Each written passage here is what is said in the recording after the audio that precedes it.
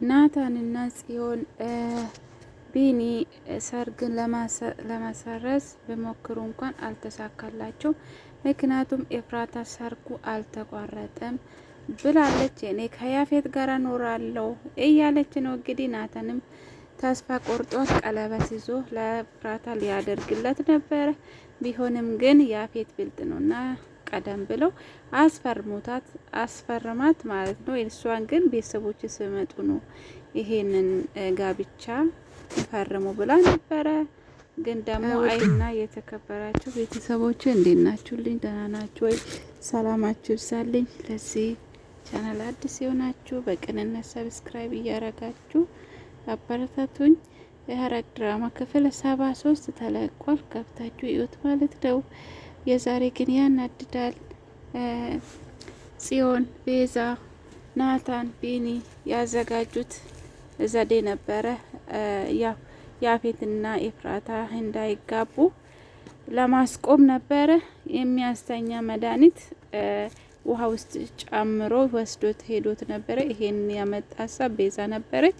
ቤዛ እንግዲህ እንደምታውቀው ናታንን በዚህ መልክ አስተኝታ ነበረ ማለት ነው። እና ብቻ እንደዛ ሆነ። ያ ውሃ ጠጣ። ያፌት ራሱን ሳተ። ቢሆንም ግን ናታን ግን አሁን እኛ እንግዲህ ቤዛ ኤፍራታን ወስደን ለመሄድ ነው እዚህ የመጣ ነው። ኤፍራታን ለማውሰድ ነው እዚህ የመጣ ነው እንጂ እኛ የያፌትን ጥሪ አክብረን ወይንም ሰርግ ላይ ለመገኘት አይደለም የመጣ ነው አለችው ቤዛ። እና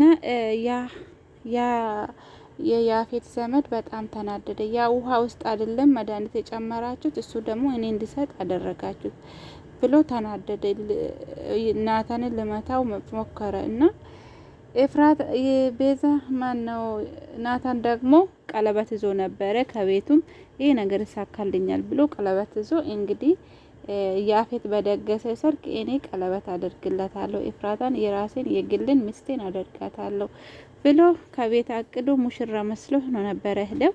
እንግዲህ የኔ ጨረቃ ይሄው እንደምታዩ ያፌት በቃ እንተነ እኔንን ፈቅደሽ እኔን ተቀበይኝ ብሎ ተንበርክኮ ቀለበት ሊያደርግለት ስል ሰርጉ አልተዘረዘም አለች። እነሱም በጣም ተናደዱ። ምክንያቱም ለፍቶ ጥሮ ይሄ ነገር አደረጉ፣ ሰርግ እንዲቆም አደረጉ። ግን ደግሞ የተደበቀ ምስጢር አለ። ያፌት እንግዲህ ብልጥ ነውና ሰርግ እንደ ነገ ሲሆን ማዘጋጃ ወስዶ አስፈርሙታት። ምክንያቱም እሷ እንኳን ቤተሰቦች ይምጡ እኔ አልፈርምም አሁን ብላ ነበረ።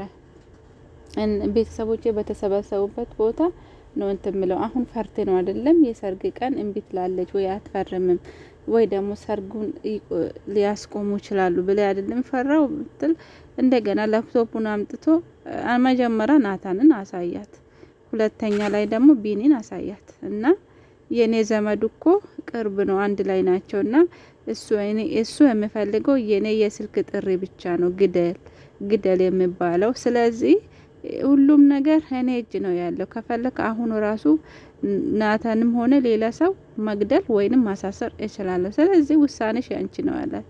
እሷም ደግሞ ለናታ ስለምትሞትላት ለወንድሙም ስትል ፈረመችው። ሰርጉ አልቆመም ብላ ተመለሰችለት። ናታንም በጣም ተናደደ። ቤዛ ግን በጣም ተቀየረች። መቀየሩ ሳይሆን በጣም እንደ ቤዛ ሰው እንደዚህ ከተቀየረ የምር ሁሉም ሰው እስር ቤት ቢገባ ጥሩ ነው። እስር ቤት እንደዚህ ሰውን የሚያስተካክል ከሆነ እንደ ቤዛ እስር ቤት ገብቶ እንደ አዲስ መውጣቱ በጣም ደስ ይላልና ብቻ እንደዛ ነው ውዶቼ። ቤዛ እንግዲህ ወይንም የሆነ ነገር በሆነ ነገር አስፈራርታት ይሆናል።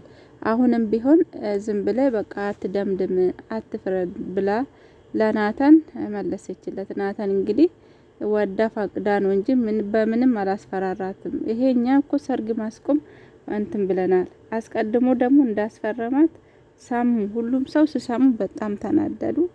ናታንም በጣም አዘነ። በጣም የእውነት ያሳዝናል ማለት ነው። ምክንያቱም እሷ አለ ናታን መኖር እንደማትችል ሁሉም ሰው ያውቃል።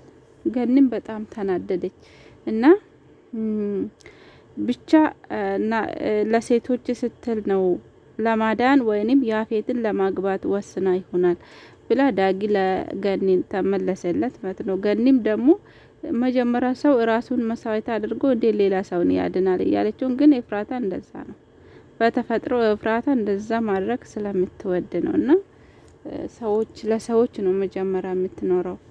ሰው መጀመሪያ ለራሱ ኖረ የለ፣ እሷ ደግሞ ለሰው ነው መጀመሪያ የምትኖረው።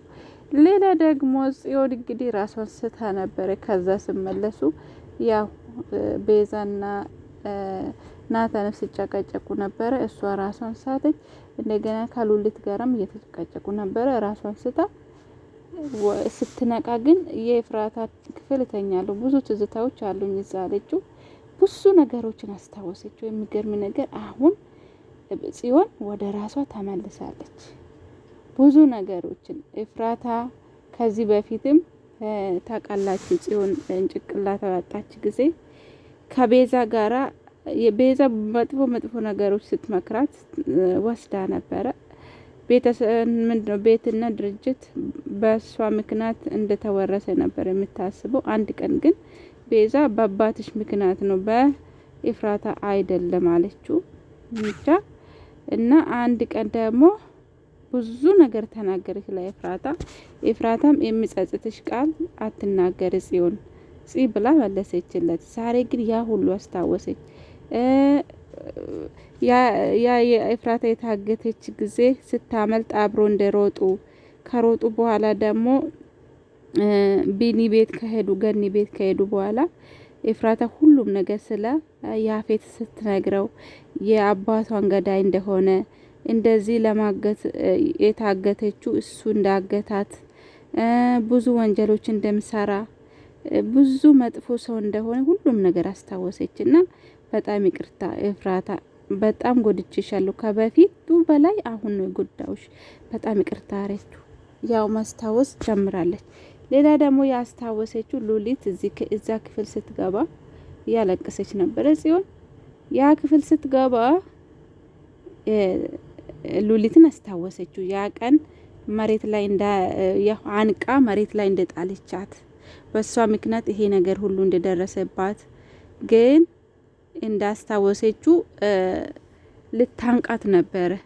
ሉሊትን ማነቅ ፈልጋ እሷ ጋር ደርሳ ጸጉርሽ ላይ መጥፎ ነገር አለ ብላ እንደ ስትል ሮጣ ወደ ታች ወረደች ማለት ነው። ግን በቁምሽ ራስሽ ፈቅደሽ ወድሽ ከዚህ ቤት ብን ብለሽ እንድትጠፋ አደርጋታለሁ እያለች ነው ጽዮን። ሁሉም ነገር አስታወሳለች። ተመስገን ጽዮን እንኳን ወደ ራሷ ተመለሰች። ከኤፍራታ ጋር ስጨቀጨቁ በጣም ነበር የከፋኝ። ምክንያቱ ኤፍራታ ለሷ በጣም ጥሩ ናት። እሷ ለሁ ማንም ሰው ጥሩ ናትና ጽዮን እንኳን ያ ጊዜ ብሰድባት ብዙ ነገር ብታደርጋት እንኳን አይዞሽ ነበር የምትላት።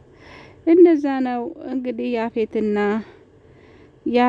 ኤፍራታ አንድ ላይ ሆኗል። ባልና ሚስት ሆኗል። የያፌት ምኞት ተሳክቶላታል።